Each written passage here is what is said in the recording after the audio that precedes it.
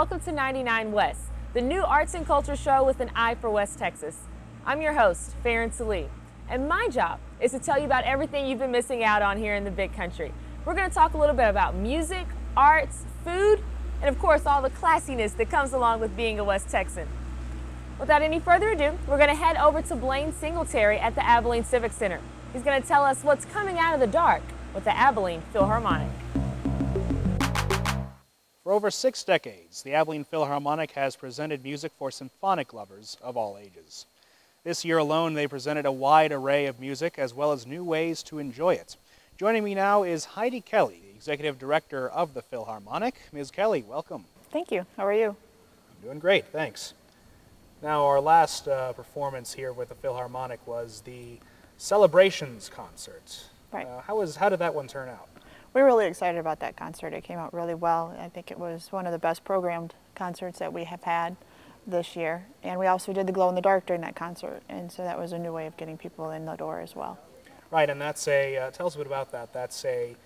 It shows live program notes during the symphony. Right, we loaded them up onto GoToWebinar, and then they had history, they had some scores, composer notes, all kinds of bits in history along with the program notes. So people could tune in on their iPhones or iTouch, iPads, and then they could watch during the concert itself. And how did that work out? I mean, just thinking with cell phone use during concerts, you'd think that might be an interruption. Did that work out? It worked out really well. We had a special login that people had to go to, so they couldn't just log in from anywhere in their seat. They had to be secluded upstairs. And so they logged in, and we had no problems with people trying to use cell phones when they weren't supposed to.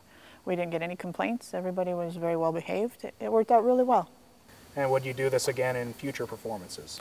Absolutely. Our conductor and myself, we're going to do 2 for next year, and he would like to do all of them, but we're coming to debating on whether everybody is ready for that yet. So we'll just do 2 for next year.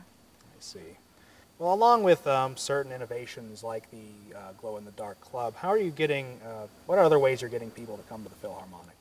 Well, we're trying to reduce our prices is a big thing. And we know that economic times, people are having a hard time getting to buy tickets. So we're trying to lower our tickets, and so we have special clubs that kids can join, and that we have student rush tickets for college-age kids. And then we're also bringing in trying to do multimedia events, like we did the Cirque du Symphony last spring, and the year before we did Ansel Adams. So we bring in things that combine all the arts as much as we possibly can. Do you find that people are initially surprised when they find a thriving arts community here in Abilene and with things like the Philharmonic? I do. I think that people are very surprised at the amounts of art there is for this small of town. I know I was when I first moved here. It was very surprising to find all the art and the music and even a dance company and theater. They compass all 4 of them. So we try to work as much together as possible in order to let people know what's here. Mm-hmm. So the Philharmonic certainly has a big history here in the Civic Center as its primary venue. Do you find this is a great venue for classical music? It is. It's a wonderful venue for us. This has been our home for quite a while. We used to perform at the high school, and once this was built, the Civic Center was built, we were first to come in. So it's been our home for quite a while.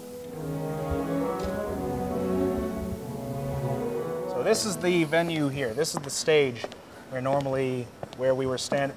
Yeah, you'd be standing in the cello section right now I see. If you were on stage with David. And then this is usually full of at least 70 professional musicians.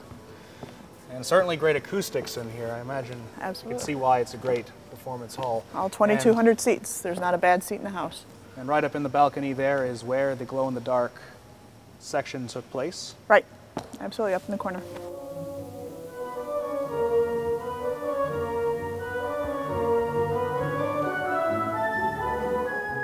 And I know you're also kind of reaching out outside of the Civic Center as well into other venues. I believe there's a concert coming up on the campus of Abilene Christian University. There is. It's called the Nocturne Project, and it's on March 26th. And what it is, it's a conductorless chamber concert. So our musicians are in charge of all the repertoire, they're in charge of the rehearsals, and they'll be in charge of the entire performance. So it gives them an ownership of their concert. And David Itkin will not have anything to do with it, which is a little scary, but I think it'll turn out really well. They're very excited about doing it. Certainly a new experience. Absolutely. Absolutely. Well, Heidi Kelly, thank you for joining us today here in the Civic Center. Absolutely. Thank you for having me. That's Heidi Kelly, Executive Director of the Abilene Philharmonic. For more information, AbilenePhilharmonic.org. If you're wondering why I'm here in the middle of all these empty seats at the Expo Center, it's because I'm getting ready for the Monster Truck Thunder Slam. If you're a fan of car-crushing carnage, stay with us. We're going to look at some violent vehicles and motorcycles ready for flips, tricks, and more here at the Thunder Slam. Ladies and gentlemen, boys and girls, are you ready to have a good time tonight? Come on!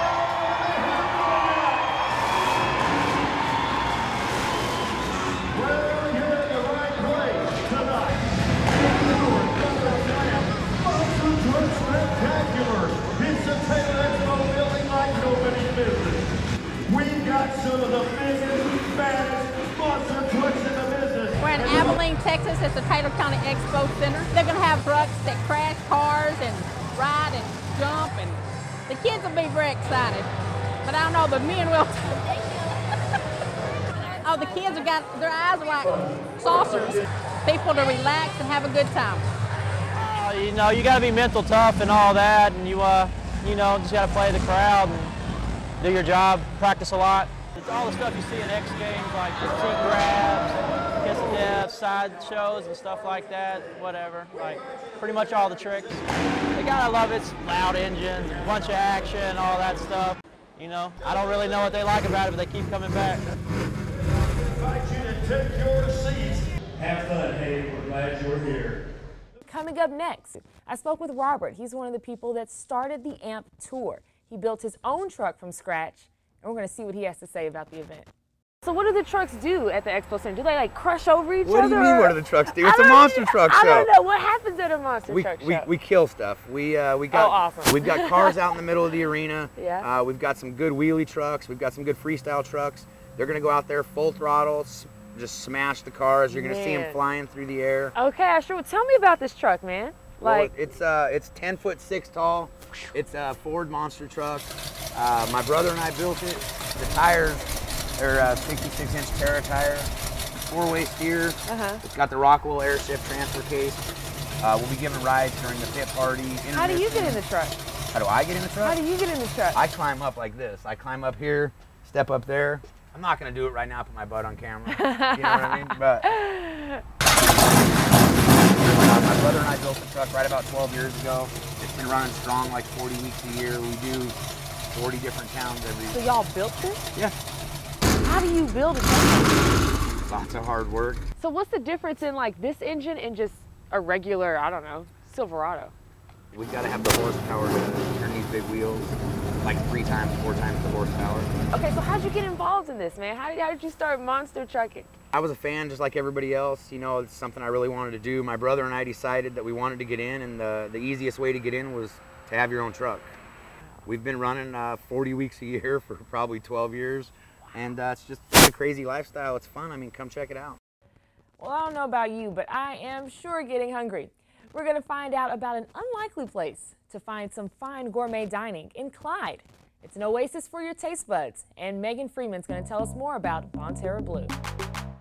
Thanks, Farron. I'm Megan Freeman, and I'm out here in Clyde at Bonterra Blue, and I'm joined with the chef and owner, Joel Trueblood. Joel, thanks for joining us today. Thank you for having me.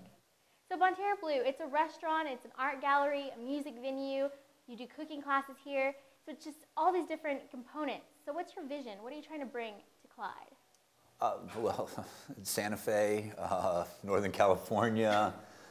You know, part of the original concept is that we couldn't find the things that we really enjoyed, and so we stopped complaining about it, and it was like, why don't we just create it? And so out of that came this concept of we love food, and we love coffee, and we love the arts, and so that's really what it was, is if it doesn't exist, we just felt like we just couldn't complain anymore. It was either shut up or leave is kind of how we got here. And then the local thing is just built out a sense of community, of promoting other businesses, promoting local artists. I'm an artist. This is what I do. I design, I cook. And so it's just getting like-minded people in the same place. And that's where creativity happens. It's where the juices start flowing, is when you have like-minded people together. So that was the big concept. I needed like-minded people around me to help me with my vision, which was the restaurant. And so why Clyde? I know you talked Oh about my a sense gosh. of community. Well, that for the first 12 months, that was always our biggest question, and it's a simple answer. This is where we live. This is our community. We don't live in Abilene. We shop in Abilene. You know, we live half a mile from the building. So it was really about looking around Clyde and realizing that Clyde didn't really have anything to be proud of.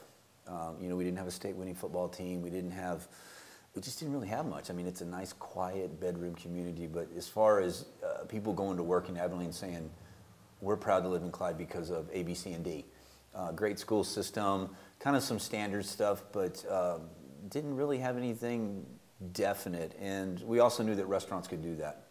And so you're talking about getting the local fruit and stuff, but you also get local other produce and meats from local growers and Oh, farmers? absolutely. I've got, I have a personal farmer, which most people can't say they have, but I've built relationships, and chefs have always had relationships with purveyors, especially farmers, whether they were fishmongers or the guy raising lamb or vegetables. And so that's just kind of what we do. It's become very trendy to talk about it in magazines, and most chef interviews you see, oh, we shop local. Well, that's all fine, and that should be the standard. That we should quit talking about that because that's the standard. So what I've done is I've taken it to the next level and developed a friendship with my farmer. My favorite thing about Bonterra Blue is it is the most different place that I've ever been to with the best food. Because a place like this would be maybe in the Metroplex or Houston or a larger city. But I think that Chef Joel has done us a great service to be here in the big country. I like trying something different every time I come. I do too. And we have eaten from Rome, Italy to Iquitos, Peru, and this is the best food I've ever had anywhere, period. So I know you have a unique way you started up the business here in Clyde. I've heard that you don't believe in borrowing money from the banks. You do, well, maybe now. But at the beginning, you decided you were going to do it a unique way by getting community into it. How did that work out? Well, it originally started out not wanting to be a slave to a lender and exploring that concept. What did that mean? What did it look like? And also understanding that there wasn't a bank within 5,000 miles of where we're sitting, that would loan me the money that I needed to open up a restaurant in Clyde, Texas. So being an artist, you just kind of reach out and you go, what can we do creatively that's going to make this thing happen? And so there's many different aspects to Bonterra Blue, but the cooking classes, which you just did one tonight, and you feel very strongly about teaching others the power of cooking and ingredients. Oh my God, that's my favorite thing to do. It's just a lost art, and it's, you know, to me it's kind of silly that it ever got lost. But it got hijacked, and we're in the process of trying to get it back. And it's just the basic understanding of cooking. Everyone should know how to cook. You can find more information about Bonterra Blue on their website, bonterrablue.com. Thanks for joining us for the first edition of 99 West. I'm your host, Farron Salee. I hope you've enjoyed uncovering all the wonders of West Texas with us. We hope to see you again next time.